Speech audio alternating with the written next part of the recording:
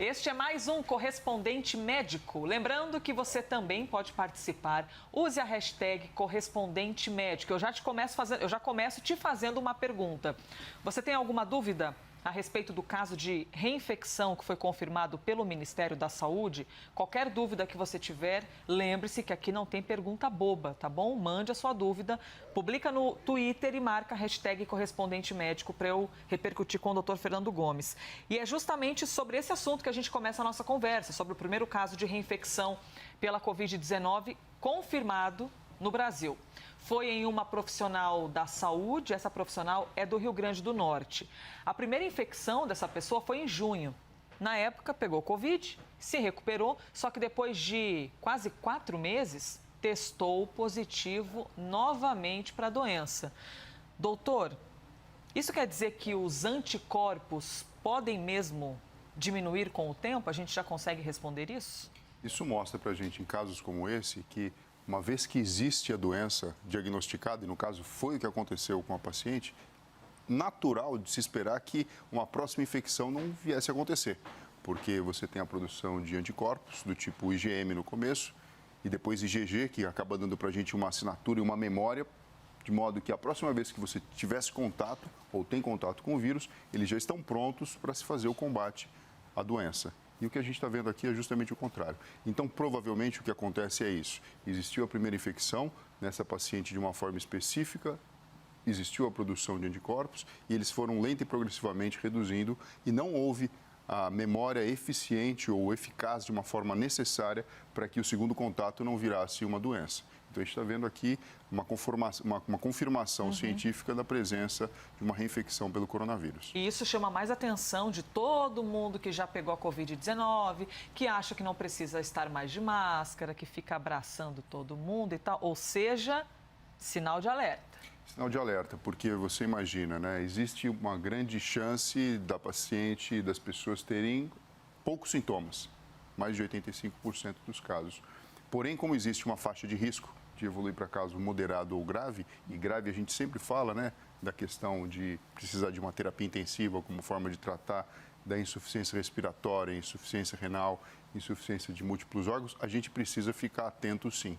Então, é importante a gente manter sempre o nosso cuidado e o nosso distanciamento, as medidas protocolares que a gente já sabe, para evitar situações como essa, enquanto a gente não entende 100% o que acontece com esse bendito coronavírus. Pois é, esse bendito coronavírus. Aos pouquinhos a ciência, aliás, num tempo recorde, tem descoberto cada vez mais sobre essa doença, mas ainda não sabem tudo aquilo que é possível, que é preciso saber. Hashtag Correspondente Médico. Eu vou trazer mais uma informação aqui, mas eu já quero contar para vocês que já estamos recebendo perguntas. Você tem alguma dúvida a respeito deste caso de reinfecção?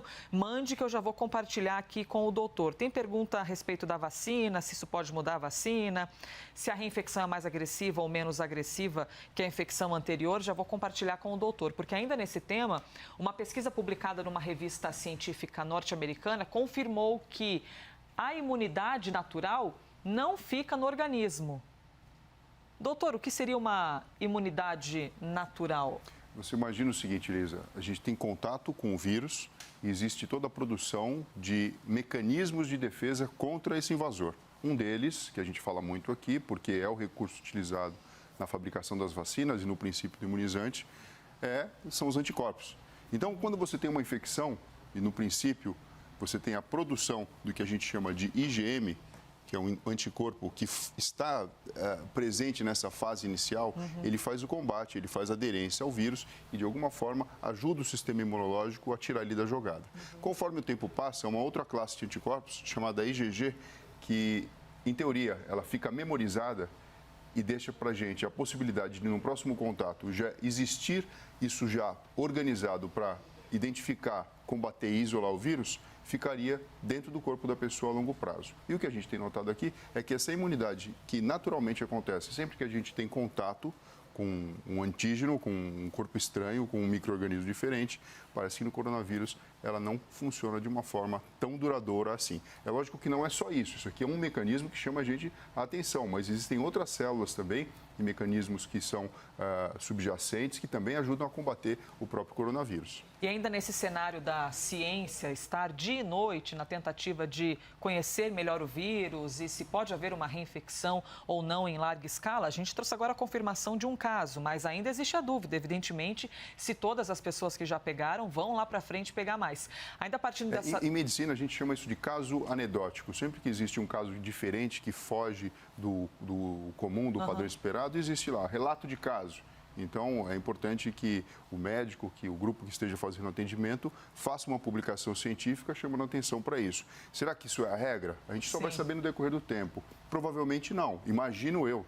Provavelmente não. Mas, se existem pessoas que apresentam essa característica, a gente precisa olhar de uma forma diferente e talvez até detectar ou criar um método diagnóstico para saber se aquela pessoa ela tem uma facilidade para ter infecções múltiplas ou não. Então, são todos temas que abrem a nossa forma de pensar e de investigar a medicina. Pois é. E ainda partindo desse ponto de interrogação, desse será, aqui em São Paulo, inclusive, a Prefeitura vai começar um processo de retestagem dos paulistanos para avaliar se pessoas que já contraíram a Covid-19 ainda possuem ou não anticorpos. Só em dezembro, mais de 1.000 pessoas devem participar dos novos exames. A gente acompanhou no mês passado e retrasado esse trabalho da Prefeitura de fazer a primeira testagem. Agora eles querem ver se essas pessoas que já pegaram estão ainda ou não com os anticorpos. Deixa eu colar aqui os olhos na rede social, doutor, e trazer a dúvida do Francisco Lucas. Ele é de Fortaleza. Obrigada, Francisco, pela sua participação.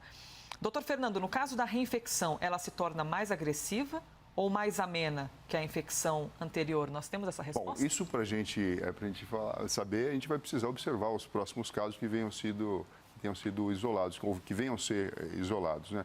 O que a gente pode pensar?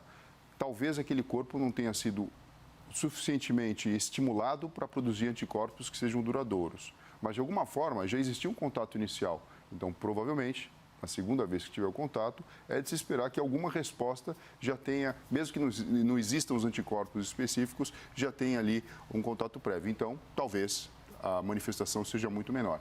Se a gente observa como funciona o padrão de vacina, e por isso que algumas vacinas têm mais de uma dose, é mais ou menos assim que funciona. Então, você dá um estímulo para o corpo inicial, aí ele produz alguns anticorpos, ou percebe que alguma coisa diferente está acontecendo, e aí você vem com a segunda dose, né? E dessa forma, você depois percebe que existe a produção de anticorpos. Então, talvez, o que possa acontecer com o nosso corpo também, em algumas pessoas, aqui eu estou botando o cérebro para funcionar, é que numa primeira infecção, essas pessoas têm um contato com o antígeno, com o vírus, dessa forma, e na segunda vez que tem o contato, talvez aí exista o estímulo suficiente para que todo o aparelho imunológico produza anticorpos de forma duradoura. Por isso que o que eu quero saber agora, essa moça que teve a infecção pela segunda vez, como é que vão ser os anticorpos dela daqui 2, 3, 4 meses, entendeu? Então, assim, sempre a gente fica pensando, será que as infecções também não funcionariam como dose da vacina? Nesse caso, ou seja, nem tudo está perdido, é isso que eu quero dizer. Pois é, e pensando em outras doenças, por exemplo, a gripe, não necessariamente uma próxima gripe que você tiver vai ser mais forte ou mais fraca, tudo depende da situação, mas quando a gente pensa na dengue, se você pega de novo, a chance de vir ainda mais severo é grande. Então, como são as doenças com as quais nós temos intimidade? A gente fica pensando, puxa vida, será que com a Covid pode ou não ser isso? Doutor, o senhor falou sobre vacina, tem aqui a pergunta pela hashtag correspondente médico, só que o nome é tão difícil que eu não vou conseguir nem falar, mas você já vai se sentir atendido, que vai saber que foi você que fez a pergunta.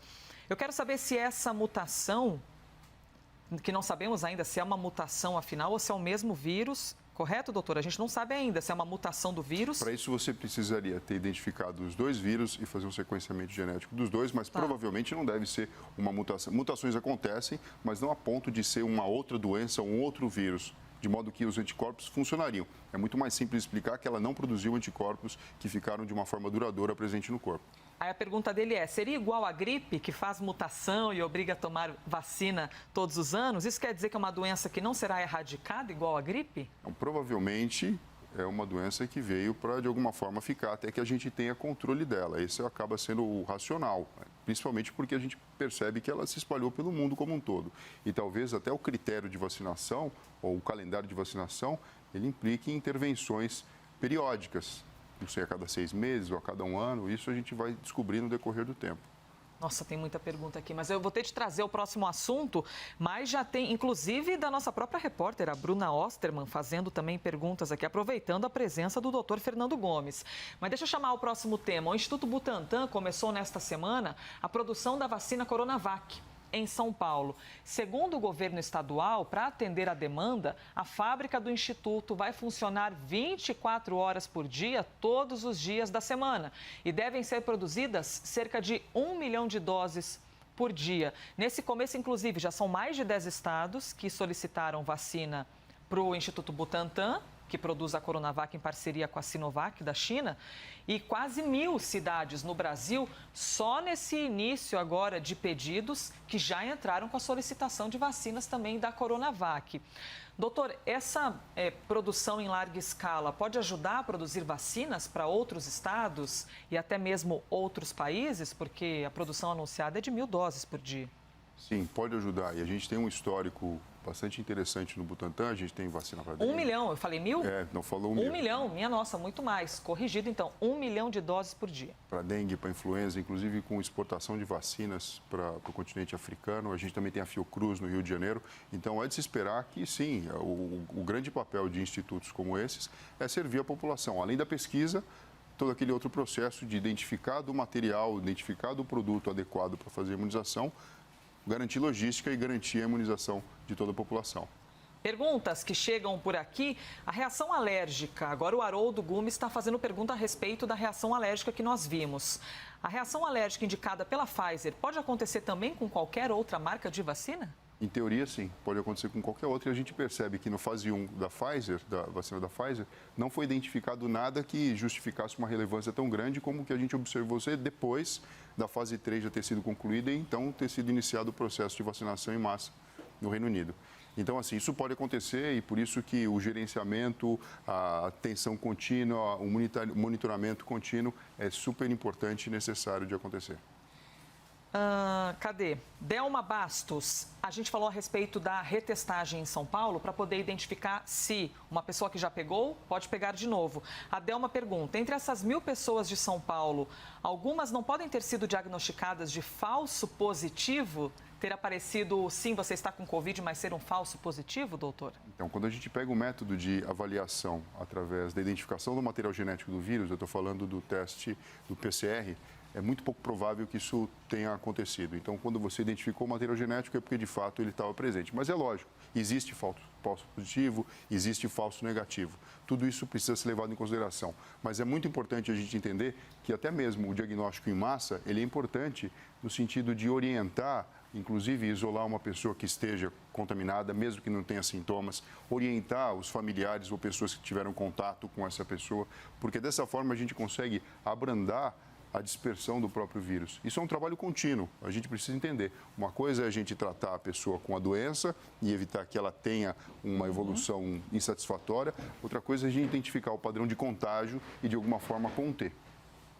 Vou para o próximo tema aqui, hein, doutor Fernando Gomes. Eu estou ouvindo o senhor e também atento aqui a duas coisas ao mesmo tempo, né? Multitarefa, né, Elisa? E ao mesmo tempo, aqui tendo de seguir em frente, a gente segue falando sobre Covid-19. A farmacêutica Moderna começou a testar a vacina contra a doença em adolescentes de idade entre 12 e 18 anos. Os estudos devem mostrar se o imunizante gera respostas e se é seguro nessa faixa etária. Até agora, ele foi testado apenas em adultos com mais de 18 anos. E lembrando a você que outra vacina da Pfizer também começou a ser testada em adolescentes recentemente. Doutor, por que as crianças e os adolescentes foram deixados para essa última etapa? Sempre que é feito um trabalho científico, e principalmente um trabalho de vacinação em larga escala, você precisa definir grupos que sejam comparáveis. Então, utilizando todo um processo burocrático e o alvo terapêutico, principalmente porque a gente identificou que o grupo de maior risco eram pessoas idosas com comorbidades, foi interessante estudar um grupo, um recorte da população num primeiro lugar. Sem você também levar em consideração de que quando você invade a faixa etária pediátrica, tem toda uma questão da própria ética, né, de se pedir autorização e das complicações que possam vir a acontecer com uma pessoa que esteja no início da própria vida. Então, a gente tem, hoje em dia, um conhecimento científico da vacinação e do seu papel com esse recorte. Quando a gente quer, então, ampliar o nosso conhecimento para uma outra faixa etária, como, por exemplo, a pediátrica, pegando inclusive os adolescentes, é mandatório e necessário que seja feito um trabalho científico estendido, então, às idades. E é isso que a gente está verificando aqui agora. Eu posso pegar os resultados que eu tenho, que eu observei nos adultos e nos idosos, e inferir o que vai vir a acontecer. Mas é necessário, para que eu possa colocar numa bula, numa prescrição, numa orientação, que eu faça os testes também com essa faixa etária para afirmar com certeza e dar as orientações específicas para a população. Doutor, 3 pessoas fizeram a mesma pergunta, mas eu vou usar a do Sidney, pela hashtag correspondente médico. As pessoas que estão em estado grave ou já estão com a Covid avançada, podem ser imunizadas e a vacina pode ser eficaz? Quando a gente para pensar, você já está vendo um paciente ou um corpo físico que já está lutando contra o próprio coronavírus. Então, ele já teve contato com o antígeno, propriamente dito. A vacina, nesse momento, não teria o seu papel principal. O papel principal aí é a gente tratar as complicações e fortalecer o organismo da pessoa para se recuperar. Se a gente pensar a longo prazo, você pode até depois que essa pessoa sai dessa situação delicada, fazer a dosagem dos anticorpos e, se não houver a presença deles, provocar, então, a imunização através da vacina. Mas, nesse momento da própria doença, não faria muito sentido você se preocupar com isso dessa maneira. Perfeito. Respondido, então, para você que mandou a sua mensagem. E você que mandou e a gente não teve tempo de ler, pode ter certeza que na semana que vem a gente vai trazer essas perguntas para o doutor Fernando Gomes responder. Doutor, obrigada. Obrigado a você, até breve e até breve você que acompanha a gente todo dia. Pois é, muito bom ter a sua participação sempre neste que foi mais um Correspondente Médico.